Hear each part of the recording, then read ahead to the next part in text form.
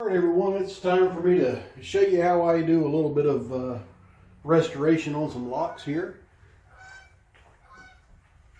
So what I've got for you is, cheap ass distilled white vinegar. And I'll go ahead and take the lid off of it. And go ahead and fill this thing up about halfway.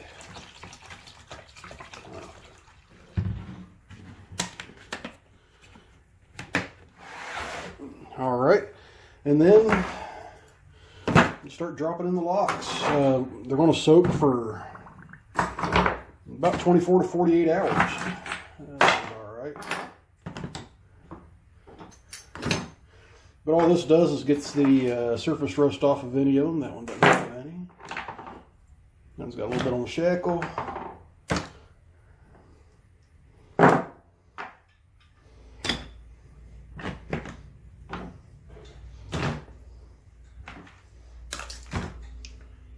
And like I said, just loading these things up in here. Make sure we got coverage on all of them. Alright, so we gotta add a little bit more.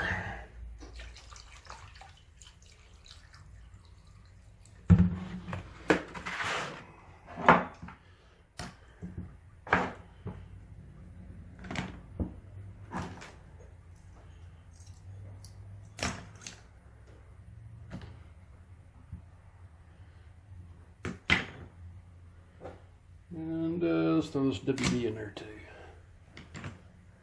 I think the rest of these are alright.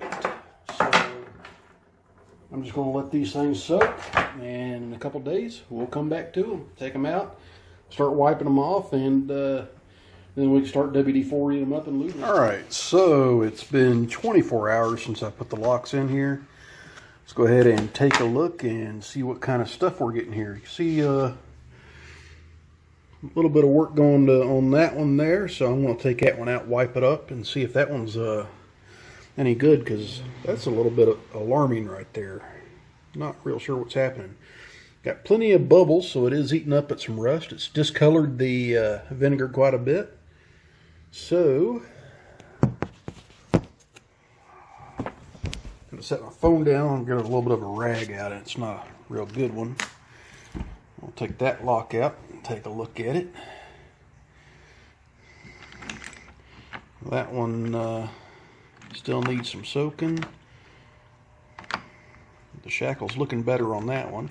It has discolored the brass on the brass locks, but that's not a problem because we can easily polish it up. Y'all remember that herd was not shiny brass, but a brass colored, and this one was about that color. Now it's that color, but not real worried about that. But looks like for the most part the rust is being eaten away.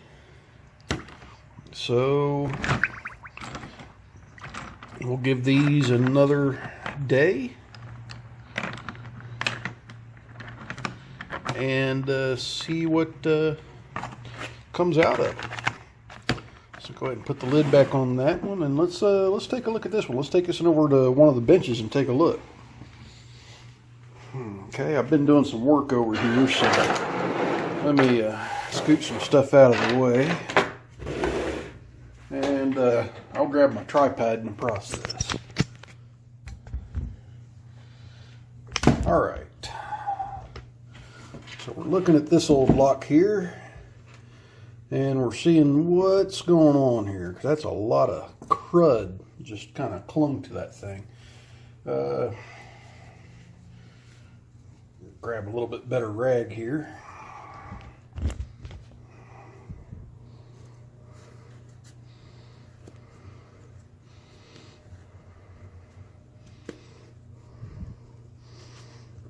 Oh yeah, this one's going to look pretty good. It's going to need a little bit of buffing, but other than that, you can see where there was a bunch of crud down on the inside. So this one may not be pickable yet, but that shackle was completely covered with rust, and it's pretty much taken care of now. So this one I'll pop back in there, see what it can do for a little bit. It has discolored the brass here on the front a little bit, but I'm not too terribly worried about that. It has loosened up the shackle, because the shackle on this one was pretty well stuck. Let me grab an old pick and dig some of that crud out of the keyway.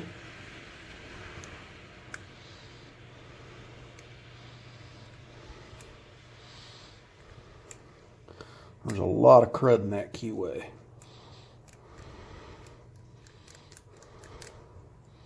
Yeah, look at that, just coming right off of it.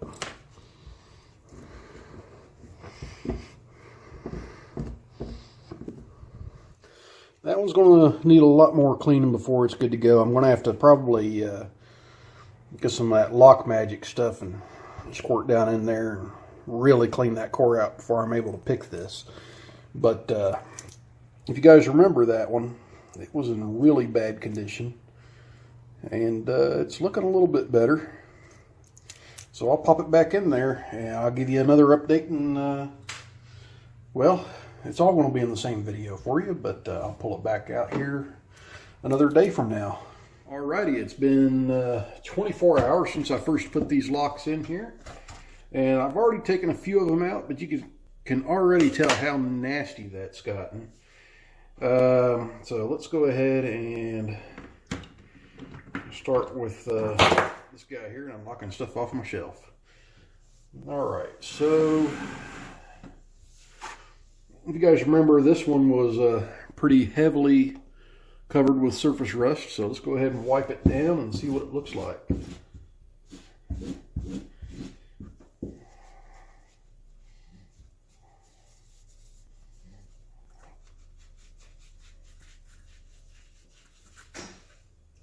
Yeah, adjust that camera angle just a little bit. I was at the bottom of the screen there.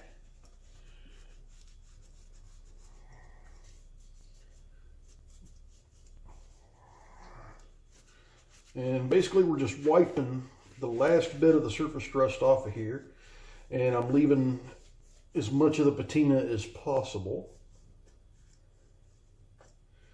And there we go. But there's the one that just was badged F, and I'll keep that from corroding a little bit further just by oiling it up pretty good. Let's see here. The shackle is, it's loose now. So that's one of the easiest ways to get the surface rust off of these locks. Now I've already gone and taken a couple of these locks out of here.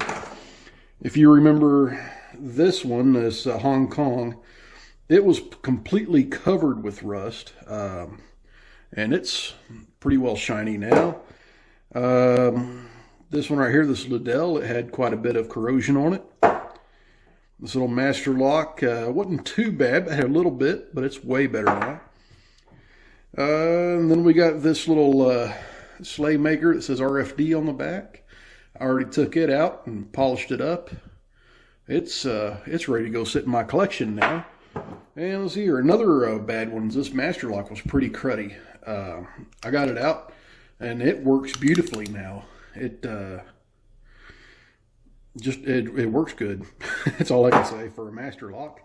So let's go ahead and take another one of these out. Say a brass one.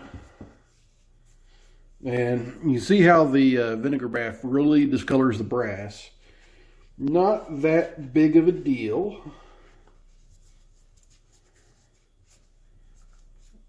Actually, I think originally I thought that was a steel shackle. That's actually a brass shackle.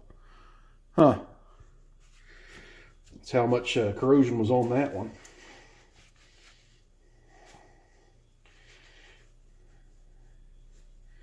But it's coming together nicely. It's got a little bit of black on it, but as you can see, it's just wiping right off. So that one I'll probably hit with a little bit of Brasso, and put it on the buffing wheel of my grinder and finish that one off. It looks pretty good now. This one did have a chain on it, but I took that off. And that's the reason why this is so shiny, is because I took that off and I sanded around it to make it all smooth. But here's that WB. Oh, let's take another one. This Sergeant had a pretty crusty shackle on him. Let's wipe this off and see if it's improved any.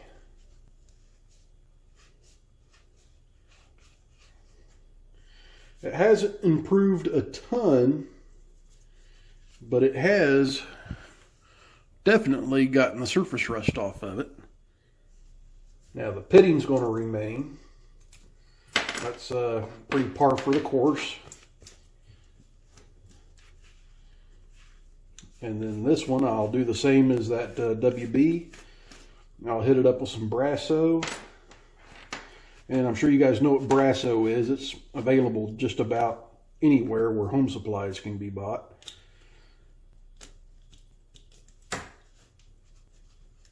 But there we go, the Sergeant. Nice lock. This chain was pretty corroded, and it's pretty well cleaned now. And it's a brass chain. I wasn't sure if it was a brass chain before. Let's get another big showy lock. This one here was extremely rusty. This was the chain lock. And let me just do a little bit of rubbing here, and you guys will see how much comes off on this rag. But that looks really nice. And this one actually is a trio chain lock. So, and the chain itself, all the surface rust is off of. I'm not going to wind up keeping the chain if I ever get this thing open. It's actually some of the shiny metal is starting to expose on this one, right around the edges, and that wasn't there before. I might actually take a wire brush to this one and see what happens. But there we go on that. Let's look at one of the railroad locks. These weren't too bad, but holy, look at the difference. That's just where I wiped a little bit on one side. So this lock body must have been a stainless type of material, or stain resistant, because that looks amazingly better just off of wiping the vinegar off of it. Let's continue wiping this guy off and we'll take a good close look at him. I've never picked one of these before, but it looks like this one's been punched down the bottom at one point, and somebody can just stick a rod up in there and pick this one open. So I might continue with that, since that's already been done to it. It doesn't do anything but the looks of the lock when you're looking at it straight on.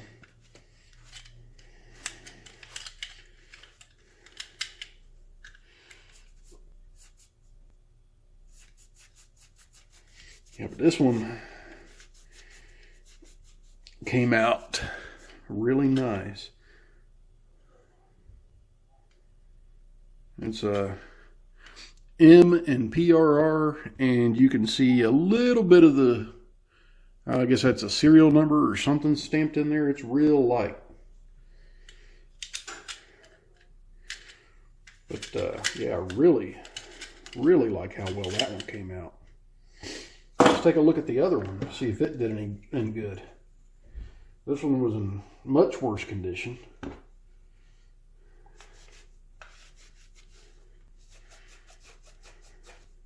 Oh yeah, that's coming into it already. You see where the PRR Slaymaker mark is here. So let me buff on this a little bit.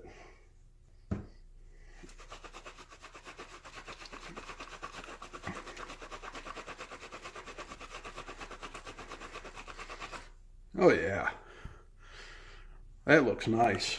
Nice patina lift on here. This is going to be a good one for the collection. Besides, I don't have any railroad locks in the collection. So it'll be a first couple of nice locks to go in there.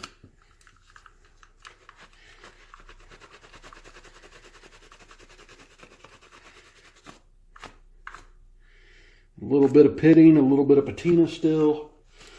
That is not bothering me in the slightest.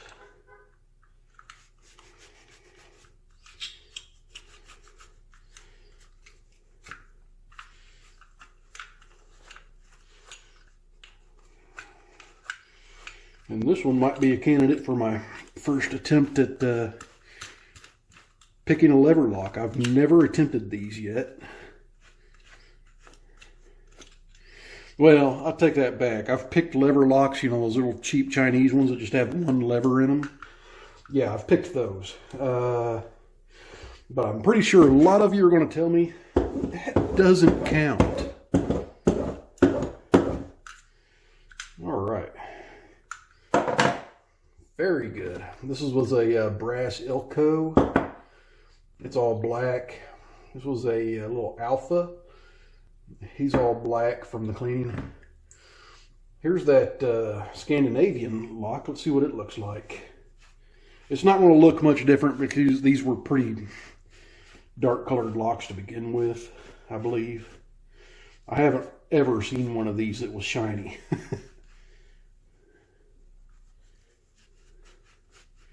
And I've got one in my collection. It's actually in really good shape. Didn't have any pitting on it or anything. And this one might go in and sit right next to it.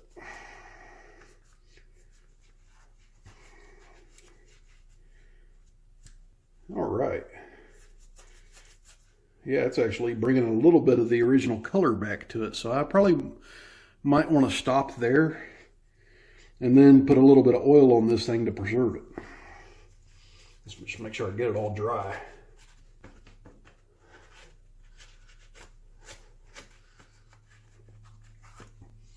There we go. Oh, let's see here. There's that other really old made in Germany lock. It was in very, very bad condition. And I actually plan on doing a complete restore on this one. They're not hard to work on. But I'm going to actually wire brush the metal, repaint the inside, and kind of make this one look like it was new. It's never going to be worth anything. These things aren't really that valuable. But fixed up, they look pretty nice. But now it's at least clean of surface rust.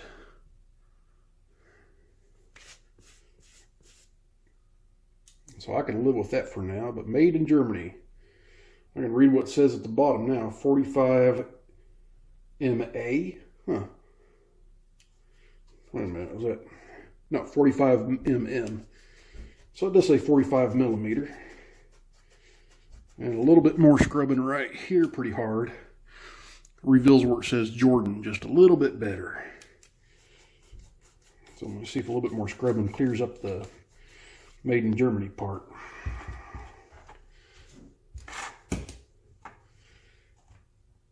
Fold the rag up so I can really get into it.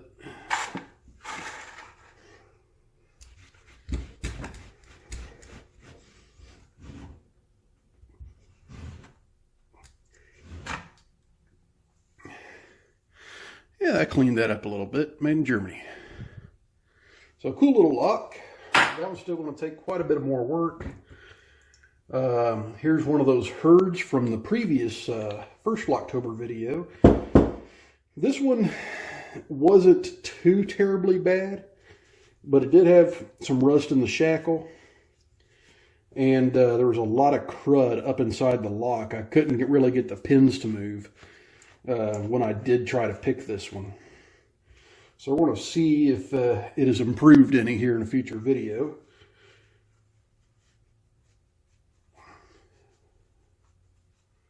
There we go. Oh yeah. Speaking of crud, if you guys remember, that was the WB that had the completely corroded keyway, or not corroded, but crudted keyway. Mud completely filled that thing. I did finally pick it before putting it in the bath, but it took a lot of tri-flow to blast out whatever was in there. Okay. And that black is leaving a beautiful patina on this lock. I'll probably leave it like that. And let's see here. Here's a little bitty lock. This guy was pretty heavily crusted. Oh, that's night and day.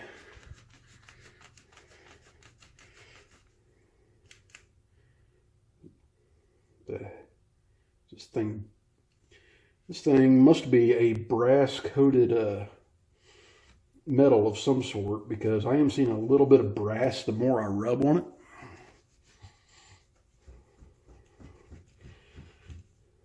All right.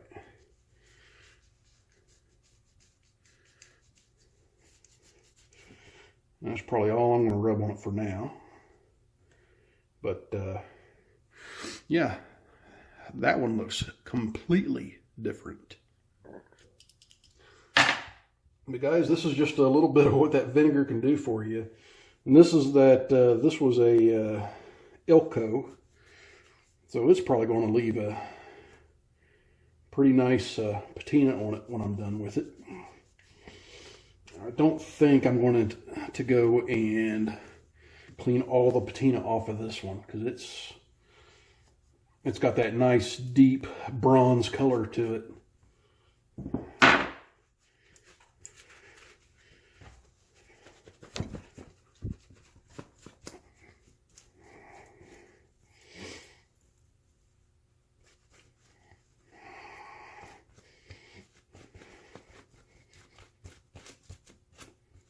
Oh yeah,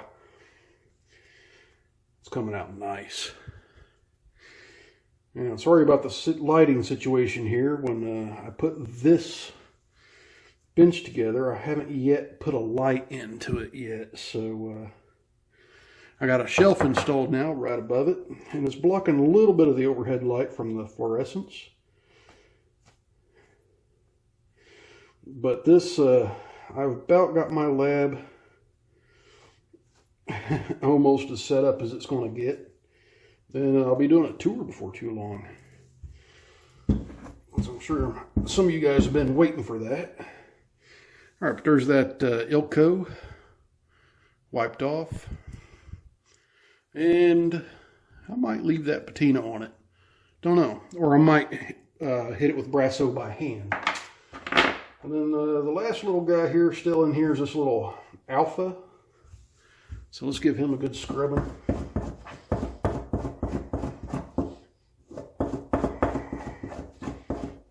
Oh my God, that is completely different.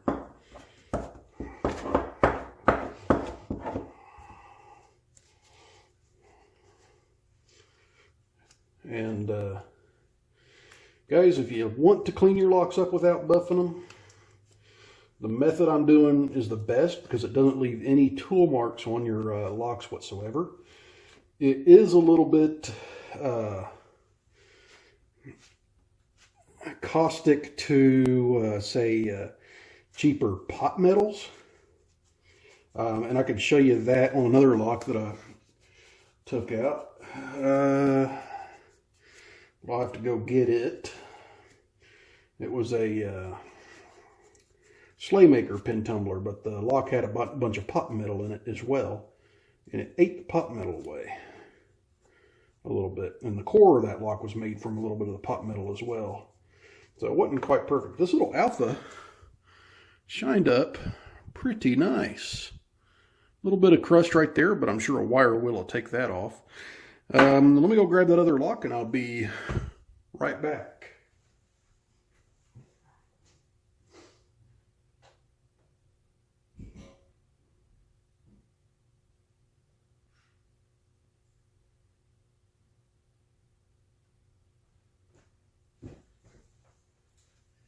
Okay, here's that other lock, the Slaymaker, and this is what they wind up looking like after I take my polishing brush to them with a little bit of Brasso. They come out real nice and shiny.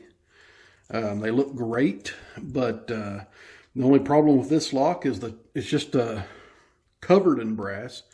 The top is actually a pot metal.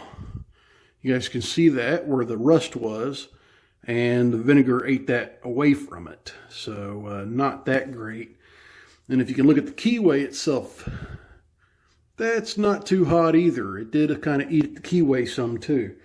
But that was parts that was very highly corroded. But anyway, guys, a little bit of vinegar and a little bit of elbow grease and some time. That's what it takes to clean some of these old ones up. Some of these that I didn't think would be good enough for my collection, I think will be good enough to go into it now. Especially that little guy.